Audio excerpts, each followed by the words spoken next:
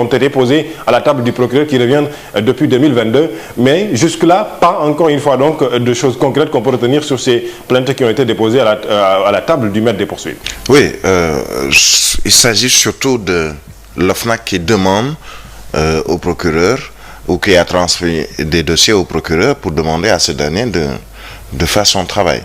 Au procureur de faire leur travail. Dans cette affaire, dans le rapport par exemple de 2022 de l'OFNAC et même dans tous les rapports, on rappelle que ce sont des faits, qu'il y a eu des enquêtes, mais jusqu'à ce que la justice se décide, et ça c'est valable pour tout le monde, il y a ce qu'on appelle la présomption d'innocence. Mais tous ces rapports qui ont été déposés auprès du procureur, et il ne s'agit pas de rapports de... On est en 2024. Si les rapports ont été déposés, ou en tout cas le procureur a été saisi par exemple pour le rapport 2022, ça veut dire que le rapport date de 2021, puisque les travaux ont démarré peut-être en 2021, pour pouvoir produire un rapport en 2022.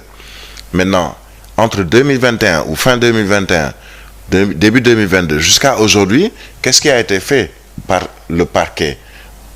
C'est ça la grande question. Maintenant, c'est au procureur de ne pas faire dans le populisme ou dans la politique politicienne, mais c'est au procureur de faire son travail, et ça depuis fort longtemps. C'est pas parce qu'on a changé un régime que ceux qui devaient faire quelque chose par rapport à la justice avaient mis les dossiers sous le coude ou rangé les dossiers dans les tiroirs en se disant, bon, si le régime se poursuit, il n'y a pas de souci, on oublie, mais s'il y a un nouveau régime, on change la donne. Les procureurs, la justice, elle doit suivre son cours, quel que soit le régime. Quel que soit le régime, c'est au procureur maintenant de faire leur travail, et je pense que on n'a pas besoin de leur rappeler, c'est leur travail, et ensuite pouvoir nous déterminer qui est présumé coupable, qui est présumé innocent, et à la justice de faire son travail dans ces dossiers. Des maires de plusieurs communes épinglées selon le rapport 2022 de l'OFNAC aussi. Oui, c'est-à-dire maire, ministre, directeur ou simple citoyen. Toute personne qui est épinglée, même pas épinglée, c'est peut-être le mot, on utilise trop ce mot épinglé, mais toute personne qui est ciblée, sur laquelle on a eu à faire une enquête au niveau de l'OFNAC, et qui prouve qu'il y a eu peut-être malversation ou il y a faute de gestion, entre autres, et que les dossiers sont transmis au procureur, quelle que soit la responsabilité de cette personne sur le plan politique, mais le procureur doit faire son travail. Aujourd'hui, par exemple, je ne parle même pas seulement de ceux qui sont, entre guillemets, épinglés, mais quand l'OFNAC nous dit que plusieurs personnes sont assujetties à la déclaration de patrimoine, en entrant, elles font leur déclaration de patrimoine.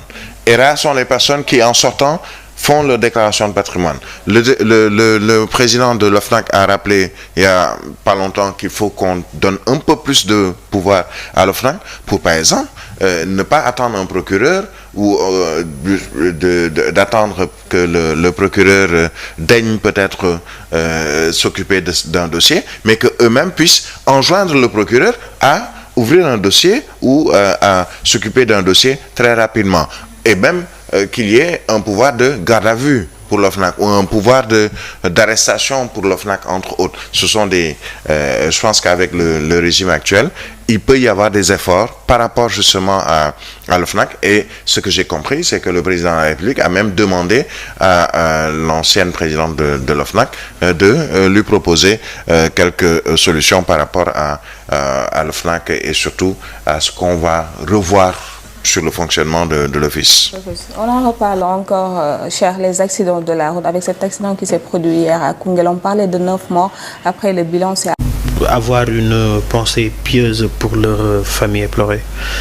Et je pense que il y a peut-être le ministre en charge des transports s'est rendu sur les lieux et a aussi fait a fait remarquer qu'il y aura des mesures assez quand même strictes qui seront posées. Nous attendons de voir cela.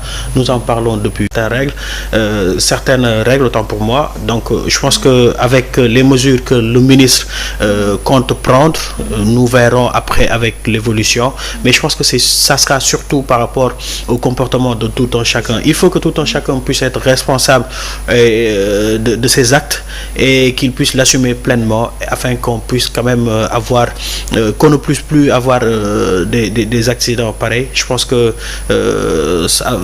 avec les mesures qui seront prises, il y aura peut-être des améliorations par rapport à tout ce que nous vivons actuellement.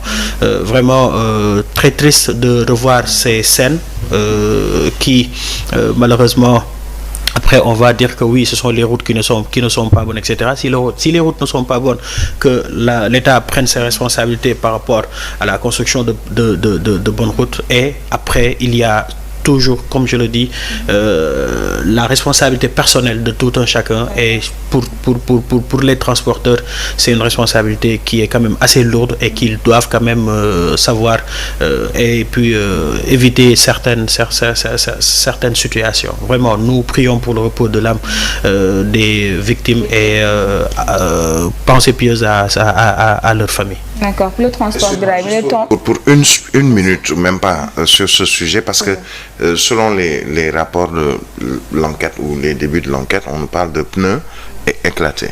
Ça veut dire que sur cet accident, le pneu avant ou autre. Mais on avait même fermé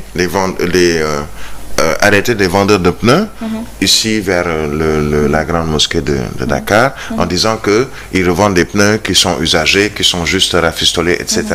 Mais où est-ce qu'on en est par rapport à tout ceci? C'est-à-dire, il y a eu des projets avec l'ancien régime juste après l'accident de 6 kilos. Il y a eu beaucoup de choses qui ont été dites. Mais jusque-là, apparemment, il n'y a pas grand-chose. De prendre des mesures qui seront appliquées. Mais on a annoncé 50 millions de mesures depuis qu'il y a des accidents. Qui ne sont pas appliquées aussi. Il y a eu cet accident de Sakal, l'accident de 6 kilos, l'accident, pratiquement chaque année, on a des accidents meurtriers. Et chaque année, on a des autorités qui se rendent dans ces lieux d'accident ou dans ces endroits, qui vont au chevet des victimes, entre autres, et ensuite qui viennent nous proposer panoplie de mesures. Mais plutôt le concept de tolérance zéro, c'était dû à des accidents de la circulation et depuis lors rien. On nous parle même pour revoir la manière de donner les permis de conduire. Rien n'a changé. Donc toutes ces annonces-là, il ne faut pas qu'un État se limite à des annonces et surtout joue sur l'émotion. En disant, bon, il y a un accident, j'envoie tous mes ministres, on va dire plus jamais ça, on va mettre en place des mesures, entre autres, et ensuite, il n'y a absolument pas de suivi, et ça pose problème. Maintenant, il faut que l'État ait la main ferme, prenne des décisions durables, mais des décisions également ponctuelles par rapport à certaines situations. C'est un domaine qu'il ne faut pas prendre juste parce qu'il y a un accident, ensuite après l'accident on oublie tout. Non, il faut prendre des mesures qui dans le temps au moins vont pouvoir faire des effets et diminuer ces accidents de la circulation.